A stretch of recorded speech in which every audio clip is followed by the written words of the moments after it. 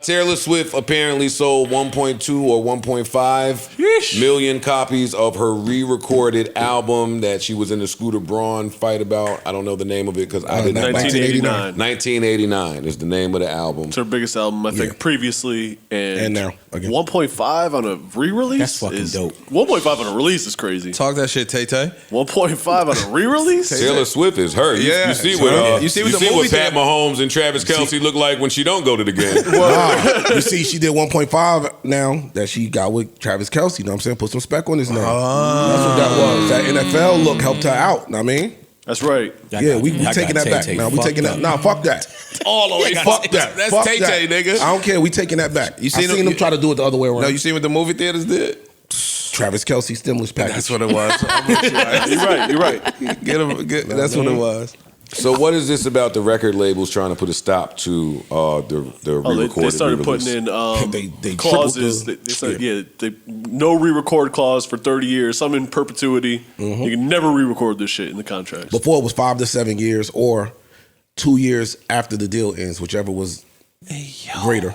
So now that they saw what she's doing, and a couple other people, but her success really, it's like, oh no, we want to put an end to this. So now new deals, they're putting in 30 years, perpetuity. Like you just can't re-record ever.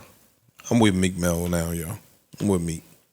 On which he has a lot of opinions out there. The shit that these record labels be doing, if you tried this shit anywhere outside, a nigga would smoke your boots. Dog, it's my shit. You saying I can't re-record it? Never. Well, it's no union, so I mean, at the end of the day, they can do whatever they want.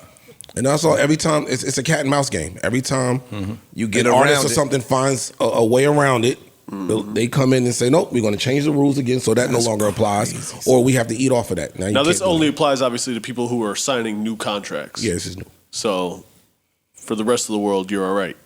Yeah, And but even on the but on your re-up, on your re-up, yeah, it could be on your we're re-up. gonna throw it in there too. But a lot of people are now doing like distro deals through labels. So it'll be interesting to see how many people it actually affects, that it'll be impactful for. Because well, we won't really if know. you're popping, you're not signing no flat out Right. deal Artists. with you're signing a distro deal. It's going to Everybody affect popping. those. Yeah, it's going to affect those who get popping after the deal. True. They're going to be the ones hit the hardest, which is going to be. It's usually more of them. True. What's your opinion? Change the rule after a big black person gets a re-release. Don't change it just after Taylor. Do whatever y'all want after the next person gets to eat off the re-release. Yeah. But and this is only going to be this. I think as it stands, this will only be applicable to the mega, big, the megaist. Yeah, but she's a mega, so it's like, yo, dog. If it's gonna affect them, then of course the trickle down is even more damaging. I think this affects everybody. Yeah, not it just does. her.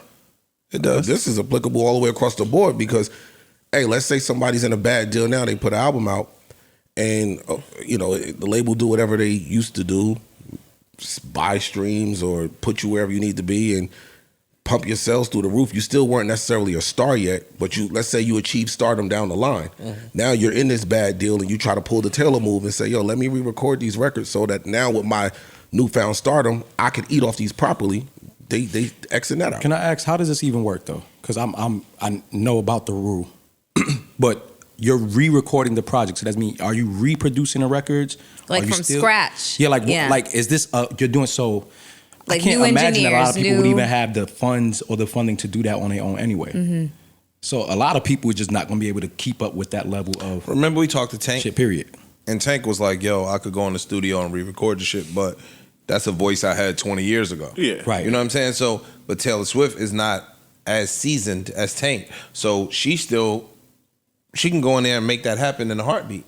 Even if she had a private investor to come behind you and funnel you the bread, they return gonna be crazy. Yeah, right. You know what I'm saying? So I think it's more slavery. I think that's all I'm saying. I just think it's some more bullshit. They found a way. They done cut a hole in the fence. Let's patch that up now. That's it. That's it. Yeah. That's all it is. It's the music business, yeah. 1.5 in the re-release is something else. God damn. Tay. When was the last album that sold 1 million in the first week? Didn't Views do that? She's the biggest artist, right? I'd say. If she put out a re-release and it did 1.5 or 1.2, anything one, The last person to sell 1 million in the first week, it's been Adele did. That may be true. Adele did. That may Last be year. Adele did. The Great Whites, boy. You know them whites. You I know you know them Great Whites and Lena. New Joe Budden.